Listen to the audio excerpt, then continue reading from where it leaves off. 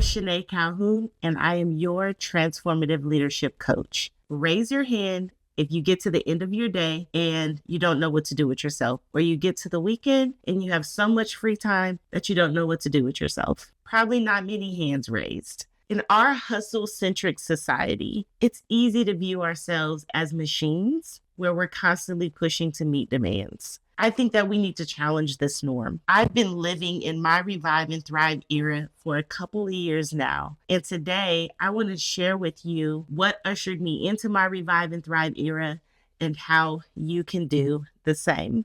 In 2017, life was lifing. Not only was I working a job that demanded a lot of hours, but I was going through some personal things and I was overwhelmed and burned out. And I felt like something had to change. Little did I know I would get some leadership opportunities that forced me to be in community with other women in leadership, and specifically community organizers, the field I was in, where we had so much common experience, so much to share with one another, that we built this beautiful community around ourselves.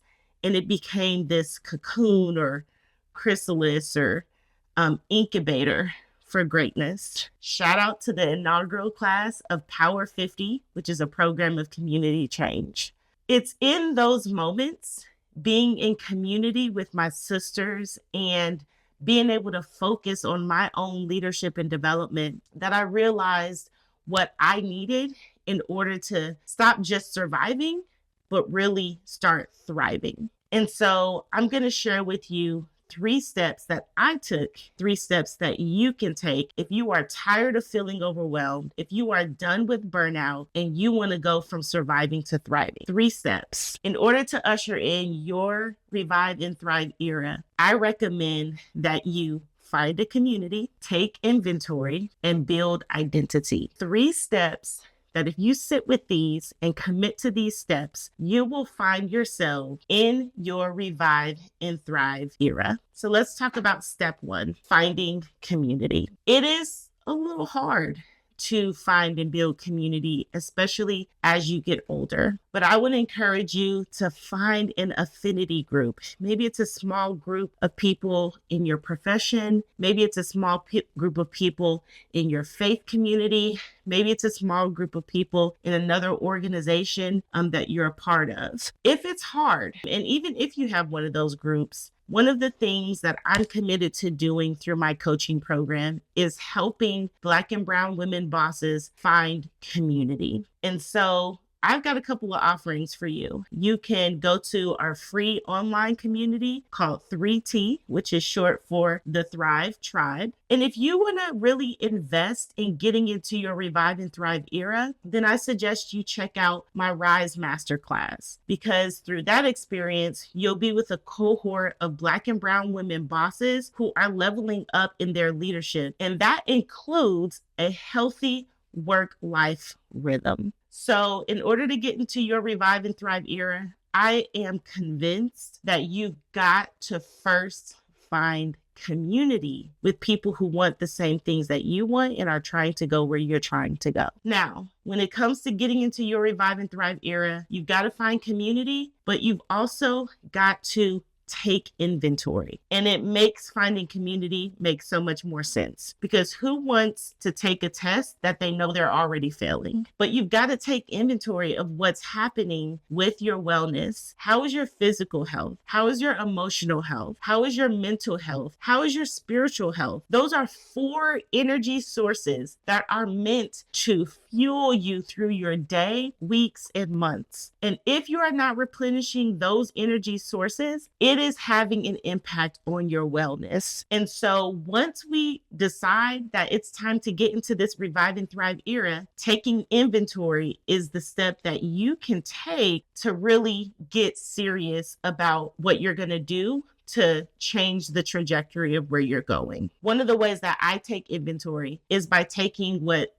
is known as the Energy Management Survey. And you can find that on theenergyproject.com. It's not something I came up with. It comes from the Energy Project. It's a wonderful resource and a great way to measure how you're doing on replenishing your 4 energy sources. Ushering in your Revive and Thrive era is going to require you to find community, take inventory, and finally build an identity. One of my favorite writers, Octavia Butler, says, first, forget inspiration. Habits are more dependable. Habits will sustain you whether you are inspired or not. Now, don't get me wrong. Inspiration is critical. Leading from purpose is very important. But once you know what you want, then you have to drive towards that goal. And driving towards something requires discipline, and discipline requires habits. It is very hard to build habits and very easy to break them. So once again, the idea of being in community with other leaders who are doing what you're trying to do is really important, because it's that community that will create this natural and genuine accountability to help you continue to move forward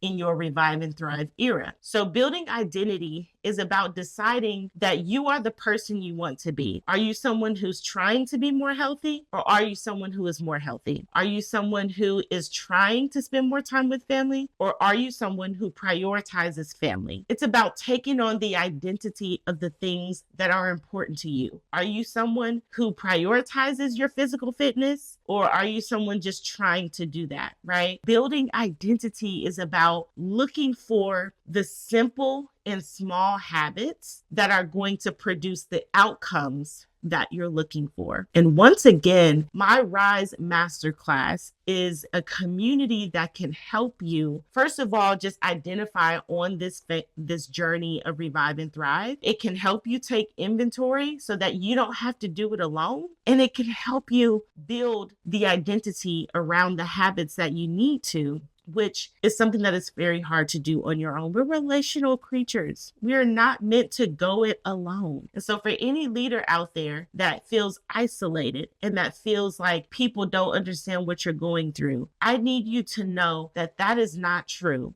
Many of us have been on the hamster wheel for so long that we think it is commonplace, but we were not made for that. We were made for rest and peace and joy. Today, I want to encourage you to take steps towards your Revive and Thrive era, because you deserve it. Now, let me give one caveat before we get out of here. Just because we are resisting grind culture doesn't mean that we don't take time to grind in our personal and professional development. I am all about the grind. I love waking up, knocking out my to-do list, having some meaningful conversations with my colleagues, and feeling like I smashed the day. I'm all about it. So it's not about rebuking this idea of grind. What it's more so about is you having power over your grind. I don't want the world to think they have the power to put me on a hamster wheel where I go, and I'm losing control. Nobody has the power to do that. So what in my Revive and Thrive era, I have power over my grind and what I'm driving towards and how I want to use it. And you can do the same thing. You take control of your grind and drive towards the things that you want to drive towards. And at the same time, have a work-life rhythm that honors your wellness and your family. It's time for you to be in your Revive and Thrive era. So why don't you join us in 3T, the Thrive Tribe, a Facebook community online, or in my Rise Masterclass. We're ready for you.